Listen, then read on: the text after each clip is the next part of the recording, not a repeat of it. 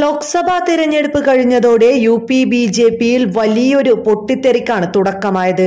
ബി.ജെ.പിയുടെ ഉരുക്കുകോട്ട എന്നവർ സ്വയം പറഞ്ഞു നടന്ന യു.പിയിലായിരുന്നു കനത്ത തിരിച്ചടി ഇത്തവണ നേരിടേണ്ടി വന്നത്. അതോടെ തിരിച്ചടിക്ക് പിന്നിൽ പരസ്പരം പഴിചാരുന്ന ഒരു രാഷ്ട്രീയ പോരിനായിരുന്നു യു.പിയിൽ തുടക്കമായത്. മുഖ്യമന്ത്രി യോഗി ആദിത്യനാഥിനെതിരെ ഉപമുഖ്യമന്ത്രി വരെ രംഗത്ത് വന്നത് വലിയ രാഷ്ട്രീയ ചർച്ചകൾക്കായിരുന്നു വഴി തെളിയിച്ചത്. യു.പിയിൽ ബി.ജെ.പിക്ക് അത്ര എളുപ്പമല്ല കാര്യങ്ങൾ എന്ന് തെളിയിക്കുന്ന തരത്തിലുള്ള വാർത്തകളാണ് ഇപ്പോഴും പുറത്തു വന്നുകൊണ്ടിരിക്കുന്നത്. മുഖ്യമന്ത്രി യോഗി ആദിത്യനാഥിനും ബി.ജെ.പിക്കും ഒരുപോലെ തിരിച്ചടി ലഭിച്ചിരിക്കുകയാണ് ഇപ്പോൾ യു.പിയിൽ. Uttar Pradesh transgender welfare board ഉപാധ്യക്ഷ Sonam Chishti രാജിവെച്ചതാണ് തിരിച്ചടിയായത്. Lok Sabha തെരഞ്ഞെടുപ്പിലെ ബി.ജെ.പിയുടെ മോശം പ്രകടനത്തിന് ഉത്തരവാദിത്തം ഏറ്റെടുത്താണ് രാജി. സംസ്ഥാന മന്ത്രിയുടെ റാങ്കാണ് ഉത്തർപ്രദേശ് ട്രാൻസ്ജെൻഡർ വെൽഫെയർ ബോർഡ് ഉപാധ്യക്ഷയ്ക്കുള്ളത്.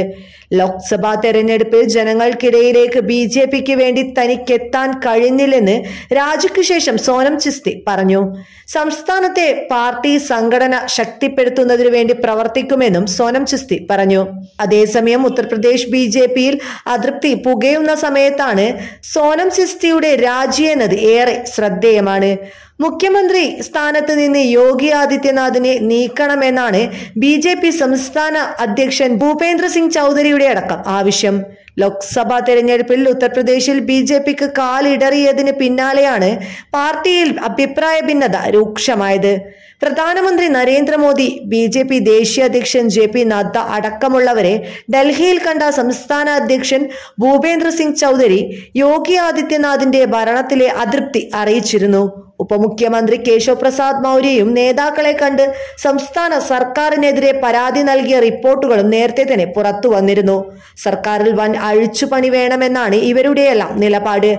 അതിനിടയിലാണ് ഇപ്പോൾ തോൽവി ഉത്തരവാദിത്തം ഏറ്റെടുത്ത് സോനം ചിസ്തി രാജിവെച്ചിരിക്കുന്നത്.